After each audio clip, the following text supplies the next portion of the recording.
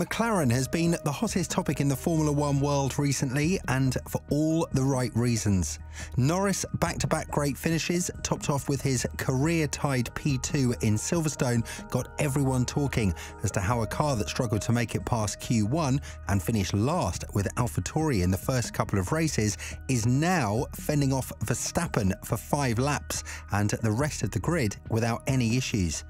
Well, it's not by coincidence or luck, and it seems like McLaren's announcement about their newest upgrades has made a shocking revelation for the remainder of the teams, with most of them now likely to face either Norris or Piastri for the P2 fights.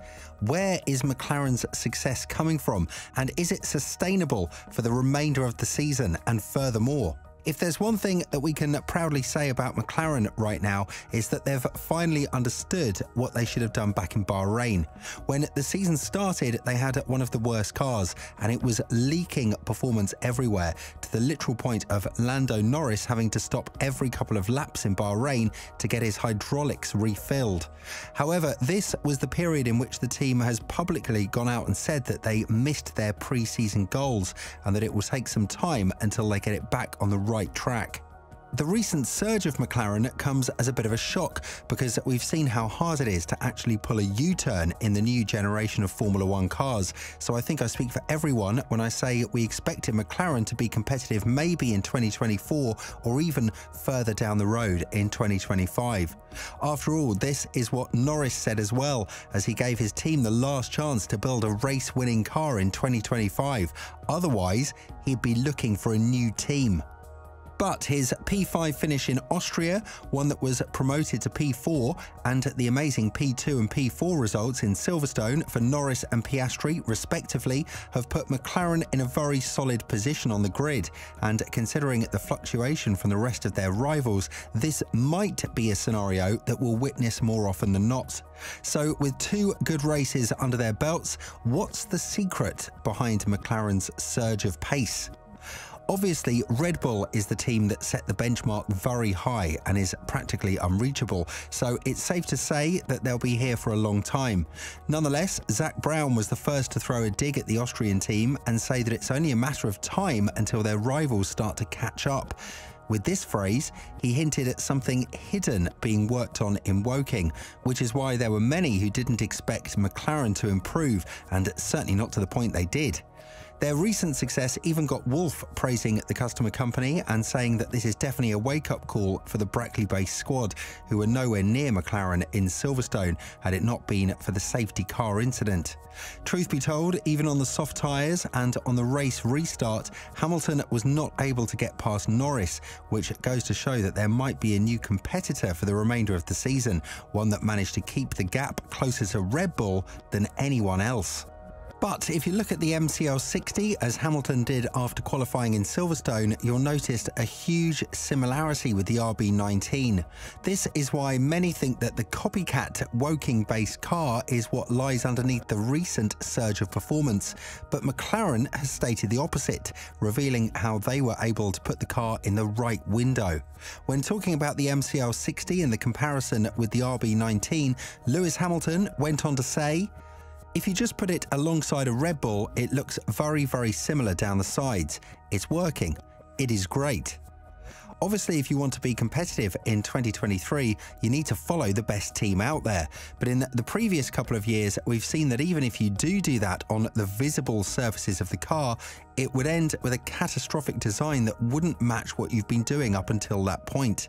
That was the case with Mercedes and the floor of the W14, and when James Allison was asked about whether or not the Brackley-based squad will copy the design of the RB19's floor, he said there's no way that the Austrian team's floor would suit their car due to the massive chassis difference. This is exactly where the secret lies with McLaren. They've taken inspiration from Red Bull, just like Aston Martin did at the beginning of the season, but they did it in their own way, with their own iteration of what works on the MCL60. Don't forget that they've got a strong amount of wind tunnel time, so anything from an aerodynamic point of view could be easily fixed if they found the right way. And believe me when I say, this was everything but an easy mission from McLaren, as they saw their technical director James James Key leave the team and had an entire reshuffle of their staff, bringing Rob Marshall from Red Bull and David Sanchez from Ferrari. But these two are currently on gardening leave with their respective teams, so they didn't stand behind the success of the MCL 60. When talking about what makes the car so great and competitive in the last two races, Andrea Stella revealed the secret as he went on to say, "Every team takes inspiration from any other team. Teams are equipped to try to absorb IP from looking at the photos and from looking at the cars on display on Friday. So you do take inspiration from the other cars.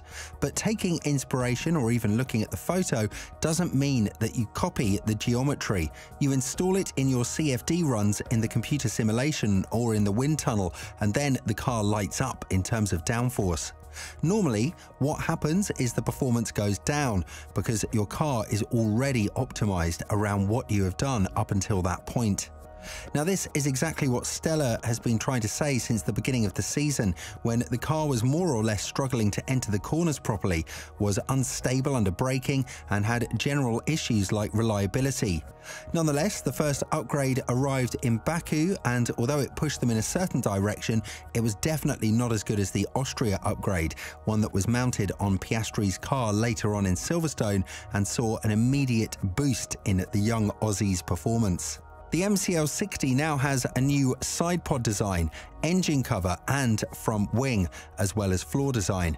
But just like Stella said, copying these parts from the most successful team out there and implementing them on your car is not the right way, as we've seen how laughable Aston Martin's performance was last year in Barcelona when they mounted Red Bull's side pod design on their car. Also, we've seen that Mercedes did the same this year, as well as Ferrari in terms of side pod design and floor philosophy, but they were nowhere near Red Bull in the past couple of races, unlike McLaren, which was constantly behind Verstappen's lap times, being slower by only 0.02 of a second per lap and keeping Leclerc at bay with more than 4 seconds of advantage until the safety car spiced things up. Therefore, Stella continued to elaborate about the key element that made the car so successful in Silverstone, with this event gathering 30 points for the team, more than they had prior to the race altogether, 29. The team principal continued, "The key element is understanding that some concepts have more potential that will allow you to develop faster and for longer. And here is where you need to have the right people at the right place." I would like to mention one name here, Peter Prodromou, who is leading the aerodynamic development at McLaren. He is doing an exceptional job in terms of setting the conceptual direction, but also having organised and having inspired the entire aerodynamic group. While many are thinking that McLaren's pace in Silverstone was a one-off show, the fact that they managed to keep the race pace high as a continuation of their awesome qualifying results goes to show that they will be quickly in the mix for one of the best teams on the grid, considering how quickly the performances of their rivals change. If they managed to find something that is absolutely worth diving in for, then this is what we're going to witness for the remainder of the season.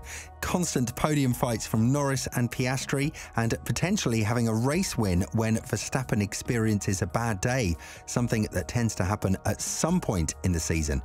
From a disgruntled team to the second fastest in Silverstone, McLaren has come a long way, but this is just the beginning of their epic journey, one that has the potential to finally give Norris what he desperately deserves, a championship-winning car.